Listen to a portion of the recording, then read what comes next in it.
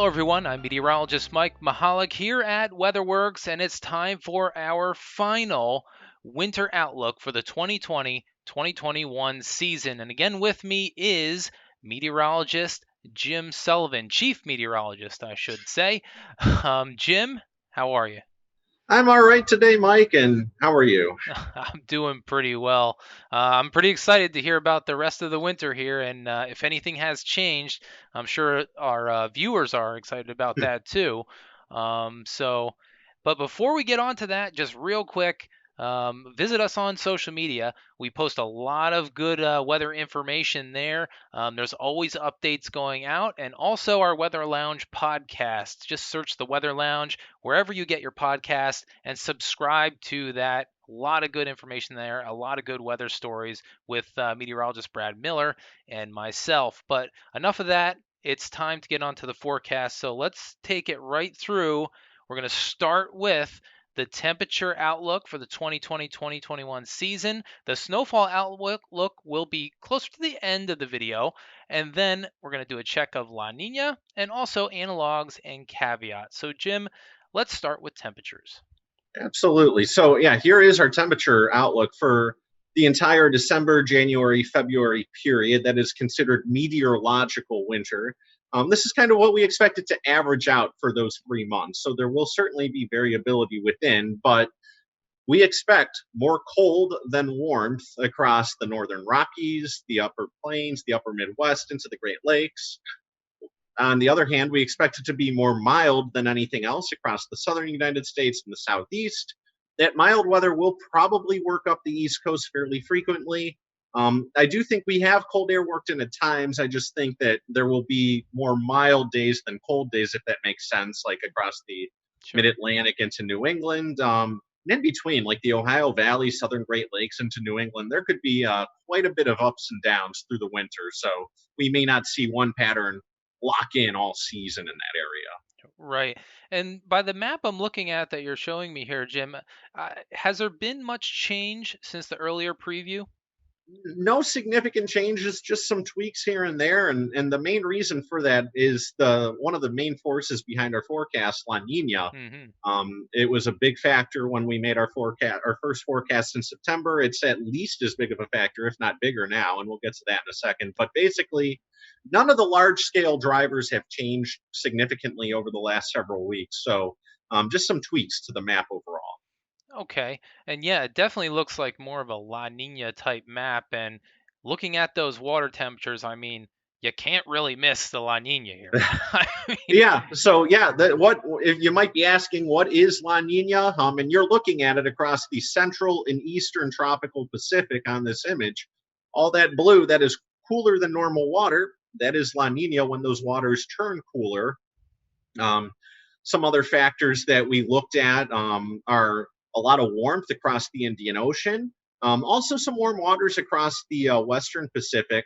The reason that matters is those waters down there, they drive very large clusters of thunderstorms year round that give off so much heat that they influence the pattern year round. So where those thunderstorms are is very important. And La Nina tends to focus those thunderstorms in the Indian Ocean, which is not conducive for cold and snowy weather across the southern or eastern United States. It's more favorable for like Alaska into parts of western Canada and the northwestern United States, as opposed to if those thunderstorms are farther east.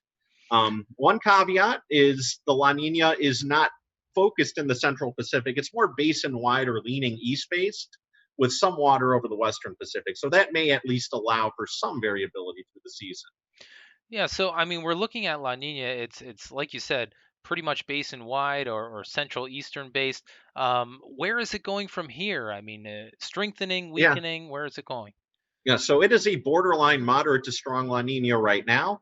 It'll likely peak late fall or early winter as a borderline strong La Nina before starting to weaken later in winter. And you can see that chart on the left sort of depicts that it might strengthen a little more over the next month or two before it levels off and starts weakening into the spring. So either way, it's going to be a big factor this winter. And you can kind of see the typical winter La Nina pattern that I was referencing. Hmm. Tends to be cold from Alaska into Western Canada and like the north central United States, mild across the southern United States and relatively dry. And that can work up the East Coast at times, but little variability, among between where the coldest water is located in the Pacific can nudge this pattern a little farther west, a little farther east, and make a big difference across the country. So there's a lot of pattern drivers going out there that go Right. into this winter outlook. But what are some of the analog years that you took a look at to kind of get this forecast together? Yeah, so these are some of the top or most recent analog years. So if it is a red year, that is a year that had a more centrally based La Nina. If it is blue, that means it was either focused in the Eastern Pacific or more basin wide like this year. And if it's bold and underlined, that means it is a stronger analog. So for instance, 1718 was a more east-based La Nina, while Hmm. 1617 was a more centrally based La Nina, and 1718 was a much colder winter overall. It was very up and down, but it snowed a good amount that year, while 1617 was fairly warm across the board. You can even see that earlier in the decade, 1112, a central based La Nina, a very warm winter, while 1011 was a more basin wide La Nina, with a similar intensity to what we have this winter, and it was a much colder winter. So there is some variability among our analogs. A lot of it has to do with where the La Nina is focused. You can see the general analog pattern on this map with that ridge in the jet stream over the north central Pacific, causing cold air to dive in with that polar jet stream into the northwest and the north central United States. You can argue that the cold and the jet stream are shifted a little farther southeast than the kind of typical La Nina pattern in these analogs. So that does suggest a lot of our analog years have some variability in there. But either way, you still see that southeast ridge with those mild, drier conditions across the southern United States showing through. That is going to be a factor this winter. So recently, Jim, late October, we had snow in parts of the Northeast, all the way into We Boston and parts of Connecticut, southern New we did, England. yeah, Um, and that was pretty rare. But lately, it's been a little bit milder in the Northeast per se, yeah, particularly there. absolutely, yeah. We are absolutely flipping the pattern this week. I mean, yeah, it snowed twice here in Hackettstown, New Jersey, where we're based, which is pretty uncommon. It's not impossible, but not common to get Mm, that this early. And now we're going to be flirting with 70 degrees through the weekend. Gorgeous weather. So I guess yeah, the current pattern is like flipping strongly towards a more typical La Nina pattern. You mm. see all the blue on this. This is kind of an animation of the projected pattern on one of our forecast models over the next couple of weeks, but it's consistent with a lot of other guidance and is probably a good indication of what we're going to look at. You see the blues across Alaska, Western North America. That's where the jet stream is dipping down, bringing cold weather over the next couple of weeks.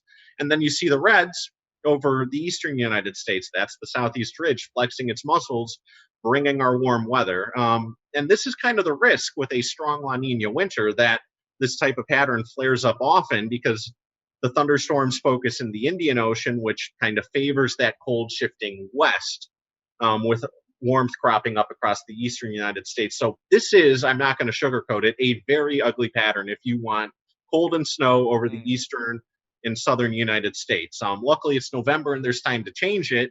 sure. But the window I'm looking for the earliest this can try changing, it's towards the end of November, and that'll kind of be an early litmus test. Like, can we change the pattern and get variability at some point starting late November into December, or is this the pattern we're going to see more often than not? Yeah. And I just wanted to mention, looking into, some of the model guidance and trying to see what else could possibly be affecting this pattern. You got it up here. There's, the MJO graph here and also, Polar some G. vortex, yeah. Yeah. So So, let's go over that a little bit. absolutely. So on the left we have a so we discussed this a little bit in our previous video. A strong polar vortex was a major culprit in the very mild winter we had last year. And the polar vortex tends, not always, but it tends to be stronger during La Ninas. So, one of the things we're going to try and figure out is, does the polar vortex get strong this winter, in which case we're more likely to see that typical La Nina pattern, or does it weaken at times and introduce some colder potential? So on the left, very basically, this is a model plot of the polar vortex strength over the next couple weeks. And the yellow line, that is like average for this time of year. And it's going to be kind of strong over the next couple weeks. Hmm. It does dip down a little bit towards later in November. So that's kind of an important period. Do we see it weaken late November into December, or does it just strengthen back again, which would bode poorly if you want to get away from that La Nina pattern? So, as I said, the early pattern is not great.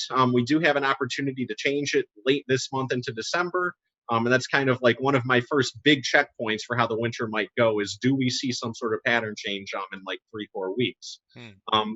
In the MJO, and that is the plot on the right. So all the color, that is the forecast for the next 2 weeks from the European ensembles. That is one of the top performing forecast models. And then the black is what it's been over the last month or so. So you can kind of see labels. That is where the thunderstorms with the MJO is tropical thunderstorms that kind of propagate across the tropics year round. And this is kind of quantifying where they're located. So we had tropical thunderstorms move from Australia, that's the maritime continent, into the Western Pacific late in October. And that coincided with the cool down that we Hmm. just saw that brought that early snow event. But now it's working into the Indian Ocean, which is kind of reflecting or amplifying the typical La Nina pattern. And that is resulting in the big warm up. So, a big checkpoint will be later in November or early December, beyond the scope of these forecast models. Do we see the tropical thunderstorms kind of settle back down in the Indian Ocean and crop back up in the Pacific? That could result in a colder pattern shift late this month or early next month. If that doesn't happen, I become increasingly worried that warmth is going to be more frequent than anything else this winter. So the early pattern is ugly. It looks like a strong La Nina pattern. It is early enough, though, for things to change, later this month into December. All right. Well, good to know as far as the early pattern is concerned. But as a whole, let's talk about snowfall a little bit Yeah. for the entire season. Now, obviously, we're not going to break down what's going to happen in December, January, February. We're not going to But do for that, the but we're whole going to give season. you a Yeah. season average here across the So country. absolutely. So this forecast does assume that there will be some variability at times this winter, but pretty confident it's going to be fairly snowy across the northwestern United States, especially in the mountains into the northern plains and upper Midwest. It's already been snowy there this fall, and I think that will continue at times through this winter because that's where the cold will frequently dump in a La Nina.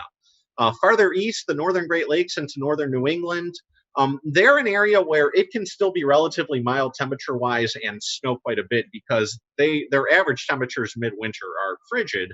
So, if you're 5 degrees above a 15-degree normal, you're still plenty cold enough for snow. So I think those areas are active. I think they are up and down, but I do still think they get their fair share of snow. There might be some thaws worked in, but I think they'll snow. And then farther south, it is bleaker because more often than not, it will be mild. That's not to say it won't snow at all. There probably will be one or two fairly potent cold shots that get all the way to the Gulf Coast. So it may snow at times across the mid and lower Mississippi Valley, the Tennessee Valley, into the southeast, but it probably will be even less than normal overall. Well, Jim, I think you pretty much laid it out very well here for us, and thank you for your time with us once again. Absolutely. It's always a good time talking with you about the long range outlook. Maybe we can sneak a video in January to see how things are Yeah, going. we'll Uh, see. Yeah, if you're okay with that. Um, absolutely. but guys, in the meantime, that is it for our Winter Outlook series. So please visit us again on social media, subscribe to our YouTube channel, check us out, the Weather Lounge podcast, and always weatherworksinc.com. That's to find out what our company does for all of our clients as far as weather products and services. So until maybe January, we'll see you then.